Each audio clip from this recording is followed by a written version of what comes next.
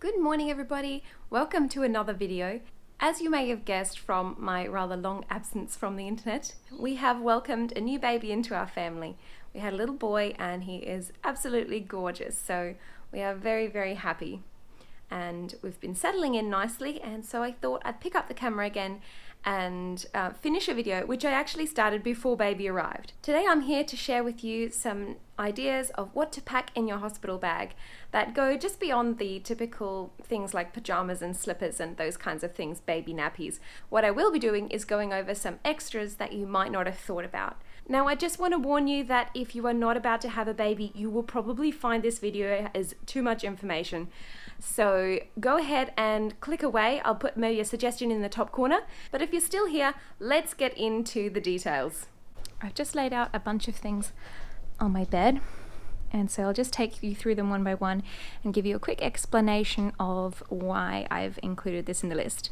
So here we have things to remember during labor. It can be a bit of a workout, so some water to keep you hydrated, a hair tie and a hairband just to keep your loose strays out of your face, something that I remember finding particularly annoying during my first labor. Then here we have pajamas. Now pajamas are nothing surprising, but I suppose it's more about the specific choice.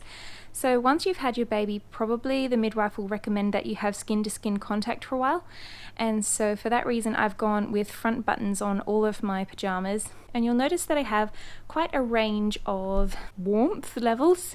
So I've got some flannelette ones here for immediately after the birth.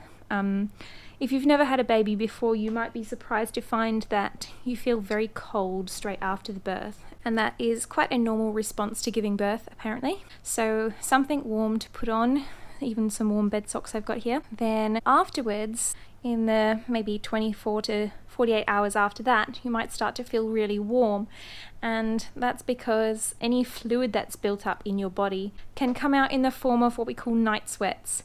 And I found these very uncomfortable, and it just generally gave me the feeling of being very hot and sweaty. So I've got some nice breathable cotton pajamas here, just short sleeve.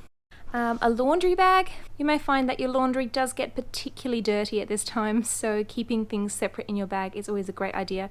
When it comes to underwear, they always recommend maternity pads, but these are for incontinence actually, and it can help save a bit of washing so that you're not having to pack heaps and heaps of stuff. These can just be that little bit more protective, and especially with the sort of semi-reclined position that the hospital beds have you in. Maternity bras, that would be no surprise, but I've included these here in the list simply because I didn't really know that there was such a thing as a sleep bra until after having my first. And so you might find it a little bit uncomfortable to sleep in a regular nursing bra, but this one is particularly soft and has fewer seams and less structure, so it's a bit more comfortable to sleep in. So moving on to toiletries. Besides your usual shampoo and conditioner, deodorant, that sort of thing, I've included a shower cap because quite possibly during labour I may choose to use a shower, and I may not want to be having wet hair once I greet my baby, and so that could come in handy. I've also included dry shampoo, which I feel is particularly important for me to pack because with my first I really did not get the opportunity to shower and clean up after giving birth, and I think it was possibly 3 days that I went without having a shower, and I felt so disgusting afterwards. I just felt very unpresentable, and having some dry shampoo would have really helped. I've included a nail brush because, I mean, this is a lot of detail, but you may find, depending on your birthing position, that your toenails are less than clean. I've included some lip balm because the air conditioning in the hospitals can be very dry. And here we have a face mask or a sleeping mask. The lights and sounds in the hospital can be very disruptive to a good night's sleep.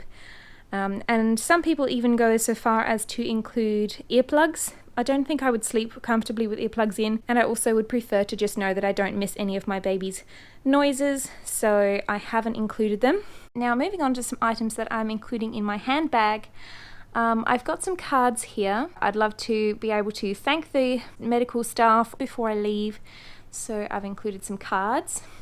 Now this one I think is particularly important, a notebook. After both of my previous births, particularly my first, when it was very overwhelming, I found my brain was foggy and I really struggled to remember things. And the midwives do ask you a lot of questions like, when did your baby last feed? When did your baby last poop? What color was the poop? Even things like, have you seen the doctor yet? All these kinds of questions, which I really struggled to remember the details of what other staff members had said.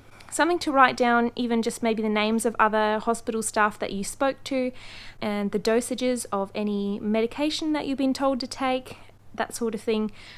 Here I have a packet of tea bags. In the hospital, they really just had tea and coffee, just your regular tea and coffee. So I'm not much of a tea or coffee drinker. So I have packed some of my own choice of herbal tea bags, particularly the raspberry leaf tea, which is supposed to help tone the uterus. That's always a good thing, and it's helpful both during late pregnancy as well as after the birth. So I've got some of that sitting there ready to go.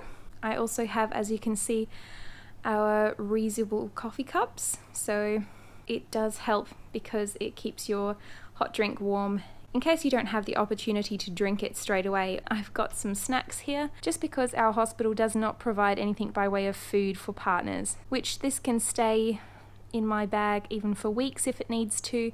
This will keep us going, hopefully. Now I have a few items particularly tailored toward breastfeeding.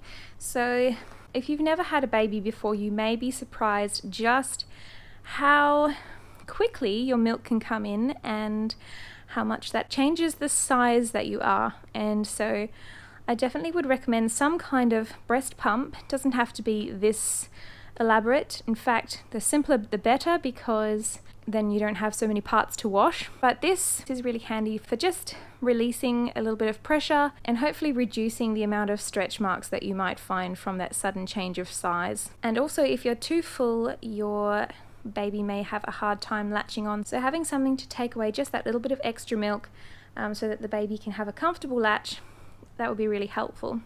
I've got a cleaning brush, which potentially the hospital may be able to provide, but I didn't want to take the chance. I'm not expecting to need to use these dummies, but my second ended up staying in the nursery for a little while and he was very hard to settle at one point, and so we ended up giving him a dummy. This one is the brand Jolly Pop, and he took to it really, really well actually.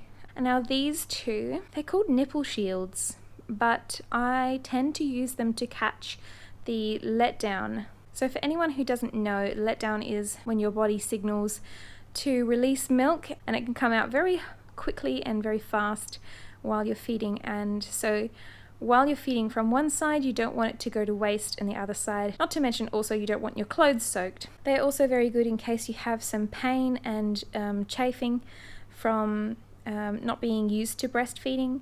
So these can really help by keeping your clothes off your skin and just giving a little bit of air to help the healing process and just to relieve any pain. And lastly, some clothes. I have an outfit here that is for going home in. Don't forget to pack something that is breastfeeding friendly. This is a tank top with zips down the side, and so that's very helpful. And also, just when it comes to sizing, just take into account the fact that your belly will still probably be large. So I'm taking these shorts because they are the loosest ones that I have, but I'm not 100% sure that it's going to fit, so I may end up taking this dress instead, which is a breastfeeding dress and is very stretchy, so it should fit over whatever is going on around the stomach area. My last two things I can't show you right now because one of them is still in the mail. I'll just put a picture up on the screen, or perhaps some footage of when it does arrive in the mail. I have this postpartum wrap, which just helps to hasten the process of all of your internals moving back into their original positions, as well as it can help support your core muscles and help relieve any back pain that you may be experiencing.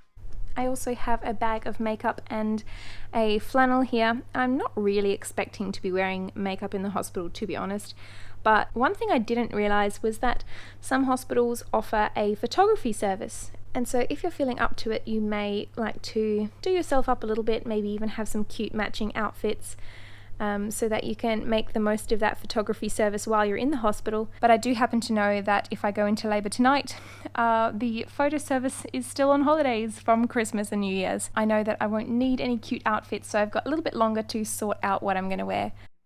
Well, that wraps up today's video. Thank you so much for watching. I really do hope that some of these ideas were helpful for you. If you ended up packing any of these items in your bag, let me know in the comments section and tell me how it goes. Thanks again for watching, and I wish you all the best with your upcoming birth and hospital stay. Bye for now.